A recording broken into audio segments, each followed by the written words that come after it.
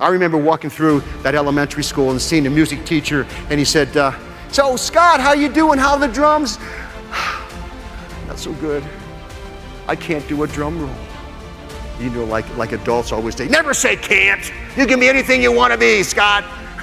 No, I can't do a drum roll. I've tried and I've kind of given up. And he said, Scott, when you ever get overwhelmed, break it down. Break it down. Can you do a paradiddle? Yeah. Okay, what's the second beat? 2 beats. Yeah, well, that's a drum roll, Geller. It's 2 beats. You go home and you practice and you say, Dada Mama. Remember, I was just 10. You go, Dada Mama, Dada Mama, Dada Mama, Dada. It's a drum roll. That teacher came back the next week. Okay, Scott, I guess you can't do a drum roll. I said, watch this.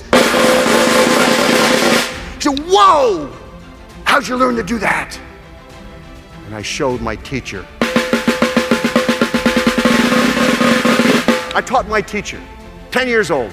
He said, I'd forgotten that I got into the habit of just doing this. I forgot that it's 2 beat. You taught me how to teach the drum roll, Scott. There's a lesson there. We can always learn from each other. We need to have the humility to accept feedback and the courage to speak up. And we need to help each other feel self-motivated. How? Give them the perception of competence.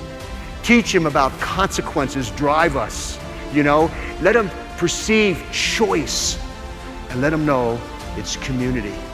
We're all in this together and we need each other. Hey crew, growth starts small. The previous story's pure gold. A kid nails a drum roll by breaking it down, teaching his teacher at 10. It's about learning together, owning feedback, and lifting each other up. But here's the pivot. Mastering a skill is just the spark. What makes it burn is feeling unstoppable inside. Next up, true empowerment isn't a buzzword. It's your fuel. Stay with me. How can we inspire people and ourselves to be self-motivated? There's another word. It's called empowerment. You've heard that word, right? Now, the management definition of empowerment is get her done. Just get her done with fewer resources and less time. I empower you. Make it happen. I'm talking about feeling empowered. That's different. Feeling empowered is when you're self-motivated. Now, if you want to know if you feel empowered or if your child, your student, your worker feels empowered, ask them 3 questions.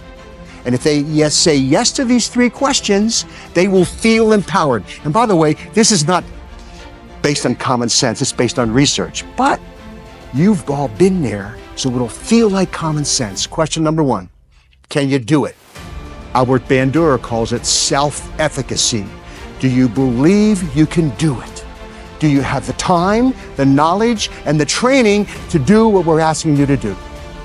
If you answer yes, good. Second question, will it work? Do you believe that we're asking you to do the process will work? Albert Bandura calls that response efficacy, believing that the behavior will lead to the ultimate outcome. By the way, that takes education, right? We have to show them the data. We might show them some theory. We show them, teach them why this might work. Motivation's an inside job. The previous story's spot on. Real empowerment isn't do more with less. It's believing you can, knowing it'll work. 3 questions unlock that fire. Ask them, feel it. But here's the switch. Lighting that spark is only half the game.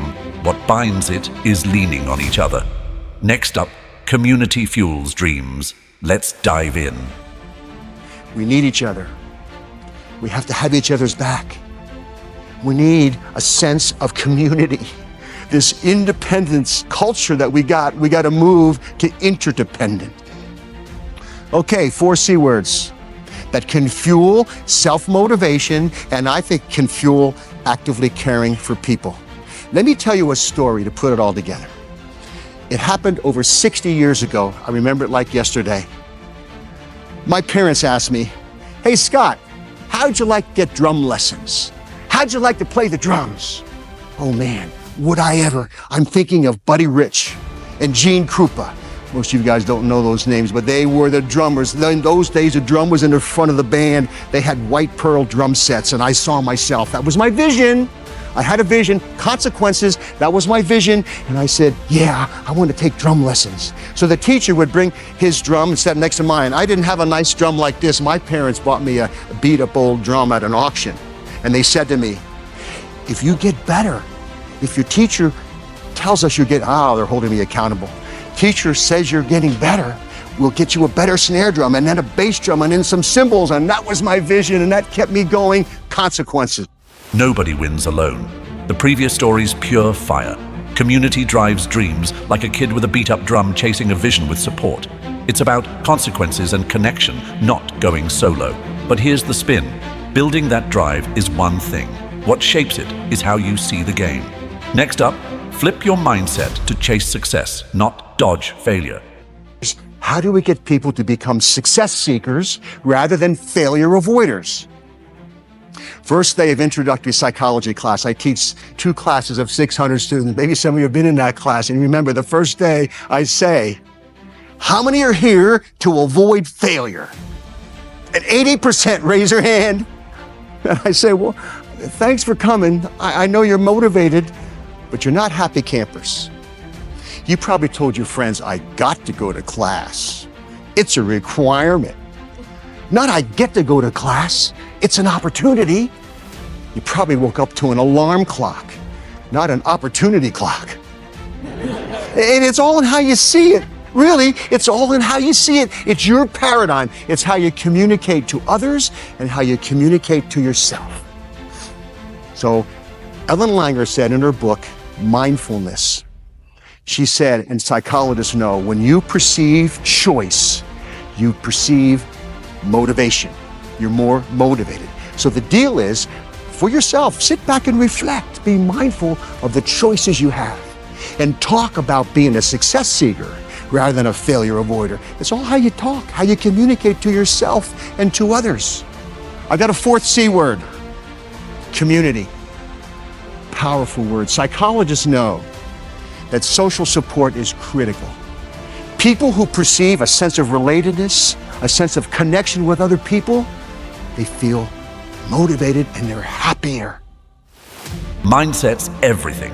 The previous story's sharp. Most folks dodge failure, not chase wins. 80% just show up for the grind.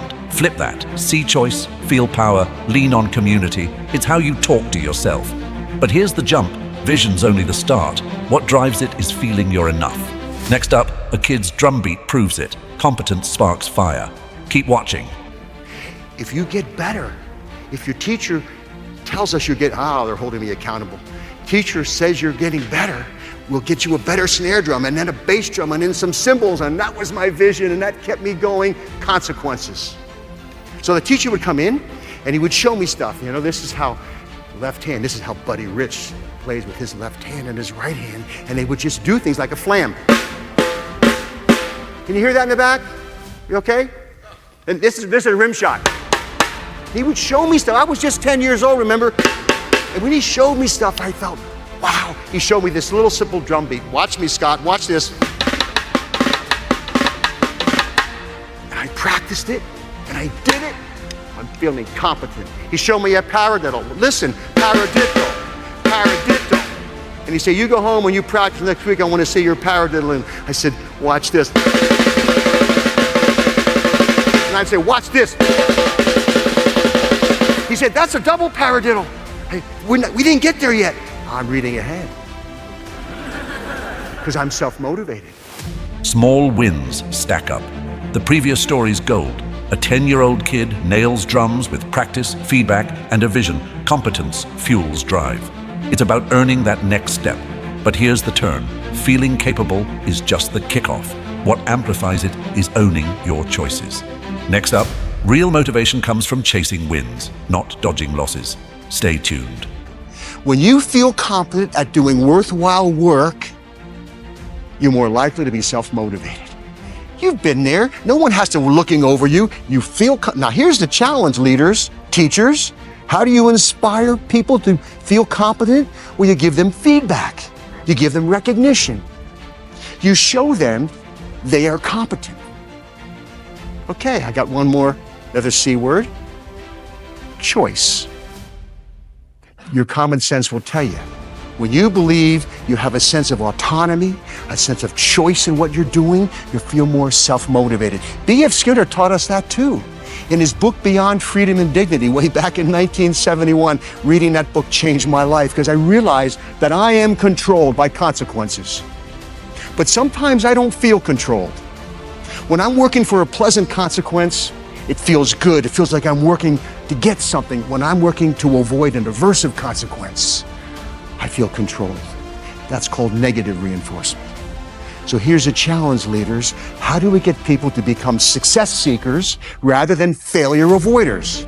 Motivation's real when you feel sharp. The previous story's on point. Competence and choice spark fire. Feedback and freedom over fear. Leaders lift others to chase wins, not dodge flops. But here's the flip. Inspiring's one thing. What cements it is hands-on growth. Next up, why real learning's about doing, not just hearing. Keep watching. Earlier, I used the word training. Is there a difference? In elementary school, we call it education.